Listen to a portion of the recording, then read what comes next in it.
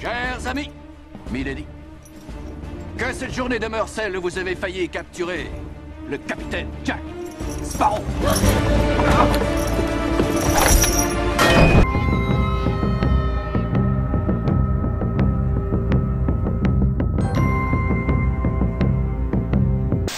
Bonsoir à tous et soyez les bienvenus pour cette nouvelle vidéo review qui sera consacrée à l'épisode 1 de la série The Mandalorian qui est sorti aux États-Unis. Bon, bien sûr, pour tous ceux qui sont en France, il va falloir pas sortir jusqu'au 31 mars. Et pour la première fois sur la chaîne, en particulier des vidéos critiques, il y aura une partie non spoil et une partie pour appuyer un peu plus mon avis sur ce premier épisode de la série. Et donc, de quoi ça parle The Mandalorians?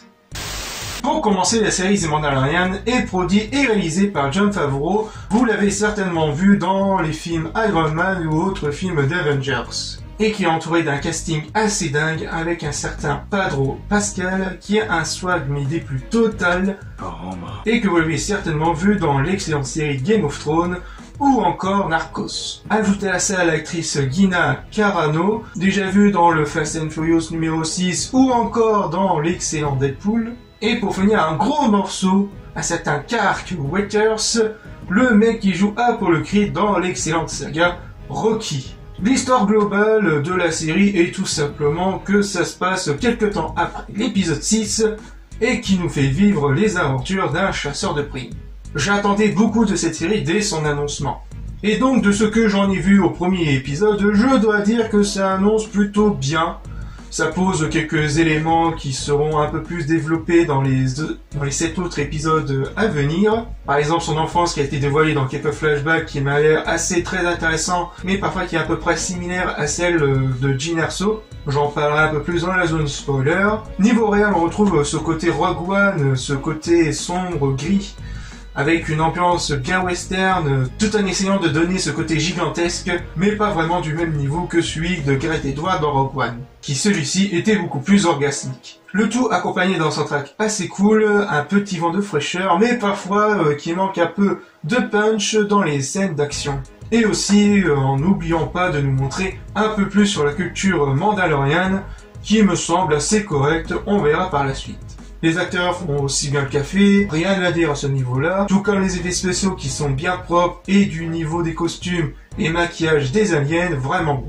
Je vais taquiner un peu sur un petit détail qui est le style de vaisseau du Mandalorien qui est plutôt classe, mais je ne peux pas m'empêcher qu'il ressemble légèrement à l'un des vaisseaux de transport dans l'excellent jeu vidéo The Old Republic.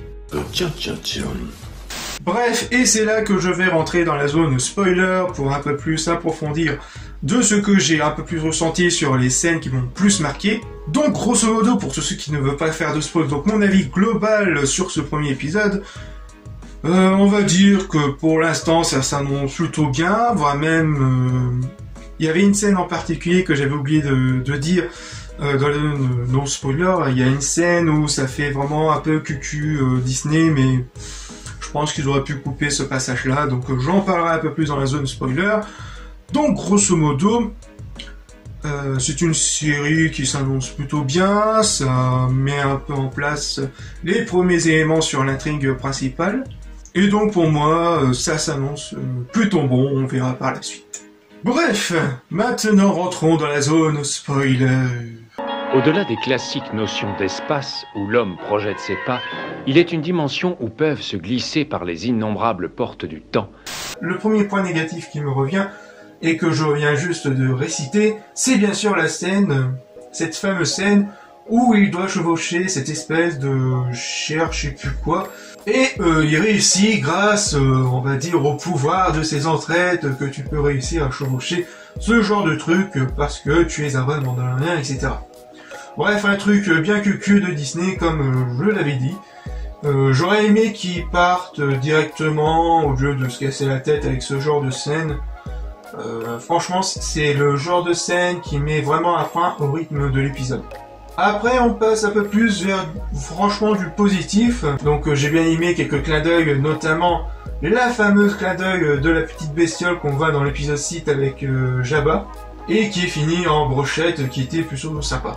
Il y a aussi le droïde IG-11, qui est ultra badass, et ça fait vraiment plaisir de voir enfin un droïde d'assassin de type IG en action de façon cinématographique. Dommage qu'il meurt au cours de l'épisode, je l'avais plutôt bien aimé.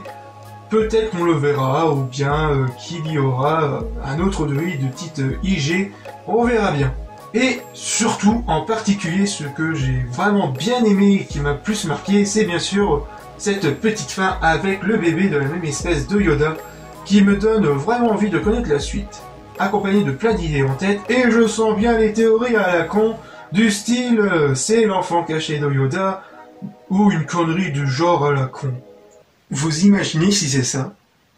C'est vraiment ça? Je ne l'espère pas. J'espère que j'ai vraiment tort, que cette idée est vraiment passée par la tête, hein. Ne faites pas attention, vous ne l'avez jamais entendue. Jamais. Et le dernier point que je voulais dire, c'est bien sûr la fameuse scène du flashback sur son passé. On le voit fuir avec ses parents durant sans doute la guerre des clones avec les droïdes, et c'est là que ça m'a fait vraiment penser à Rogue One avec Jyn Erso qui a dû fuir pour se cacher et qui se fasse récupérer par John Boyega. Et là, je sens que c'est à peu près similaire de ce qui va arriver, donc je pense vraiment que après la fin de l'invasion des droïdes et la fin du massacre, quoi, il va être recueilli par un Mandalorien qui passait par là, sans doute. Et si c'est vraiment ça, ça sera un peu décevant sur l'origine du héros. Après, on verra sur les autres épisodes pour y voir un peu plus clair, voir si c'est un peu plus développé.